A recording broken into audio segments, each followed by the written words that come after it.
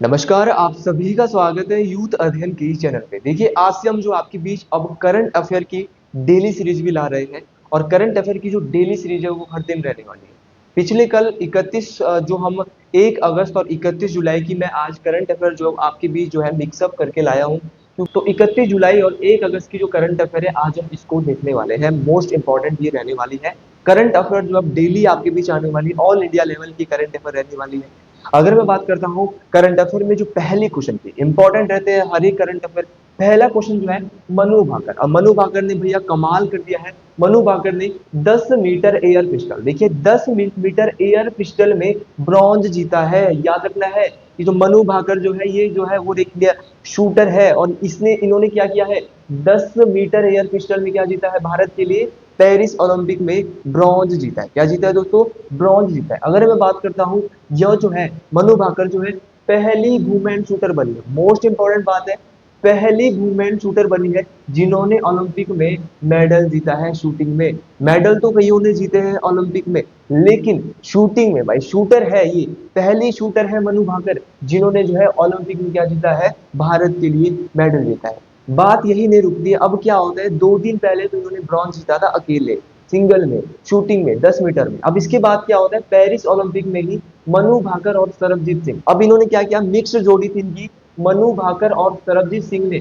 फिर से mixed team में क्या किया इन्होंने, फिर से मिक्स्ड टीम इवेंट में 10 मीटर एयर पिस्टल में फिर से जो है भैया भारत के लिए ब्रॉन्ज जीता है। तो दो दो ब्रॉन्ज जीतने वाली एकमात्र महिला तो शूटर में जो है वो कौन बनी है, मनु भाकर बनी है। मोस्ट इंपॉर्टेंट और पहली महिला शूटर है जिन्होंने भारत के लिए जो है ओलंपिक में क्या जीता है मेडल जीता है। तो सरबजीत सिंह का नाम भी आपने याद रखना है। ये इन्होंने मिक्स्ड टीम इनकी थी और मिक्स्ड टीम में जो है इन्होंने पेरिस ओलंपिक में शूटिंग में फिर से जो है वो मेडल जीत गया है।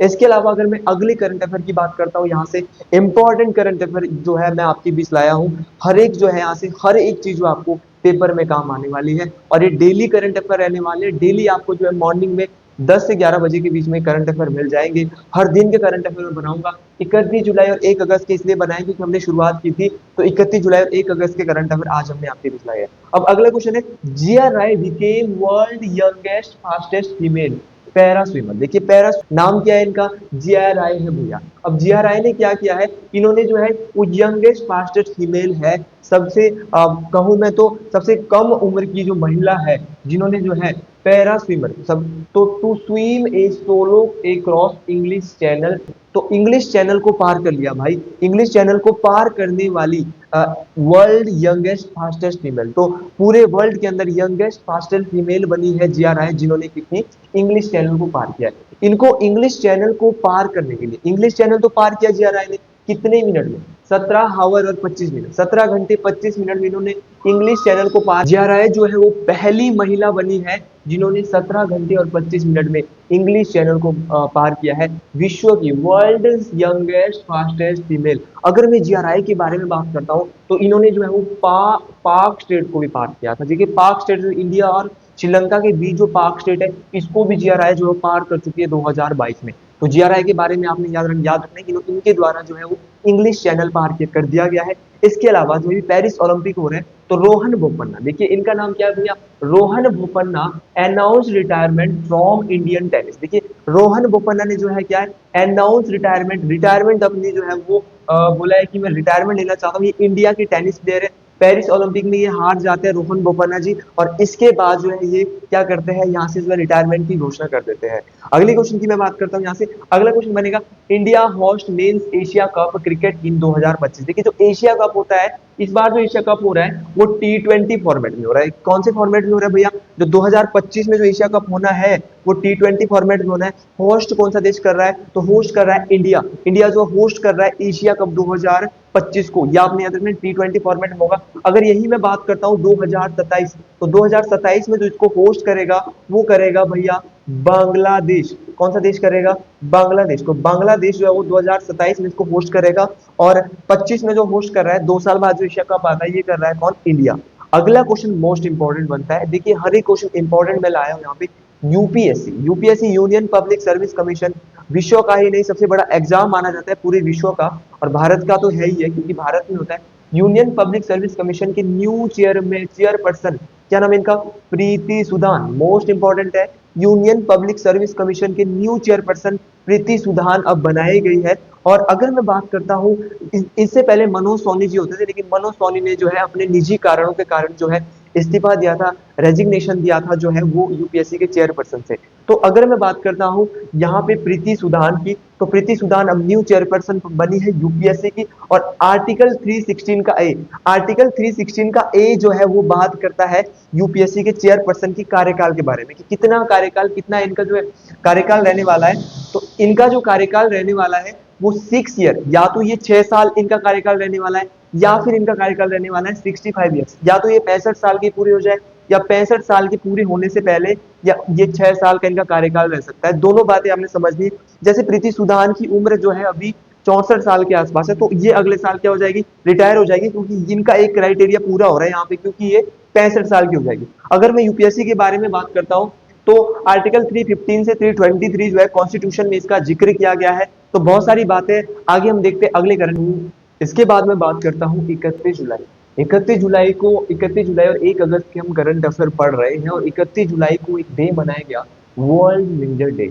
वर्ल्ड रेंजर डे जो है 31 जुलाई को मनाया जाता है, ये आपने याद रखना है, मोस्ट इंपॉर्टेंट है। इसकी जो थीम थी वो 30/30 थी। यूनाइटेड नेशन में ये थीम बताई गई थी कि हम फॉरेस्ट को जो है वो बचाना चाहते हैं। इसी ने एक थीम जो यूनाइटेड नेशन में भी 2022 में बताई गई थी, 30/30। और इस बार जो है वर्ल्ड रेंजर डे जो 31 जुलाई को मनाया गया था, इसकी थीम भी यही थी, 30/30। तो आपने याद रखना है, वर्ल्ड रेंजर डे 31 जुलाई को मनाया जाता है। इसके बाद आया जी 1 अगस्त। पिछले कल 1 अगस्त था, और 1 अगस्त को वर्ल्ड वाइड वेब, देखिए वर्ल्ड वाइड डे, ये वही वर्ल्ड वाइड WWW है जिसने जो है वो इंटरनेट के क्षेत्र में जो है वो क्रांति लाई थी। वर्ल्ड वाइड वेब जो है डे जो है वो 1 अगस्त को मनाया जाता है, और टीम बर्नर्स ली के द्वारा ये लाया गया था 1989 में। ये आपने याद रखना है, मोस्ट इंपॉर्टेंट है। अगर मैं बात करता हूँ यहाँ पे वर्ल्ड वाइड वाइड की, बहुत इंपॉर्टेंट है। पहली website, the first website created in, तो पहली वेबसाइट जो क्रिएट हुई थी वो 1991 में हुई थी, और वर्ल्ड वाइड डे जो है वो 1 अगस्त को मनाया जाता है। इसके अलावा मैं अगले क्वेश्चन की बात करता हूँ।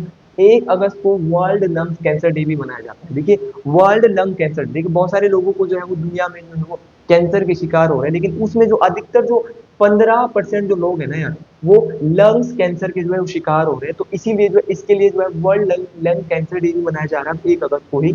1 अगस्त को अगर मैं बात करता हूँ, इसकी जो थीम थी वो थी close the core gap, everyone deserve access to cancer core. क्या बोल रहा है? Close the core gap. देखिए जो कोर गैप है, इसको क्या करना है भाई? कम करना है, और सभी को जो है वो कैंसर की केयर मिलनी चाहिए। ठीक है, अगले क्वेश्चन की मैं बात करता हूँ। The first day of the, पहली बार जो जो क्या the world lungs cancer day मनाया गया था, ये फर्स्ट 2012 को मनाया गया था। पहला जो फर्स्ट डे हुआ था, ऑब्जर्व हुआ था, ये 2012 में ऑब्जर्व हुआ था। अगर मैं इसके बाद बात करता हूँ मुस्लिम वुमेन राइट्स डे।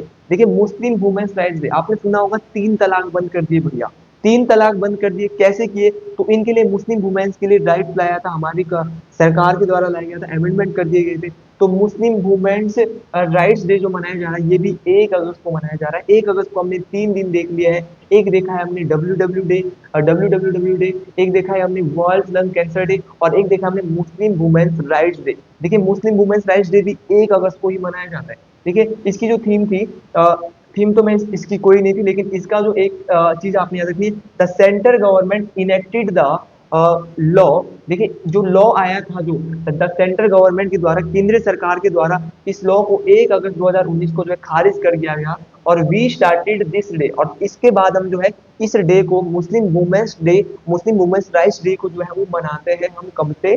2020 से हम जो है मनाना शुरू कर रहे हैं। ये दोनों चीजें आपने याद रखनी है, मोस्ट इंपॉर्टेंट है। इसके बाद मुस्लिम वुमेन्स राइट्स डे, आपने सुना होगा 3 तलाक की प्रथा को समाप्त कर दिया।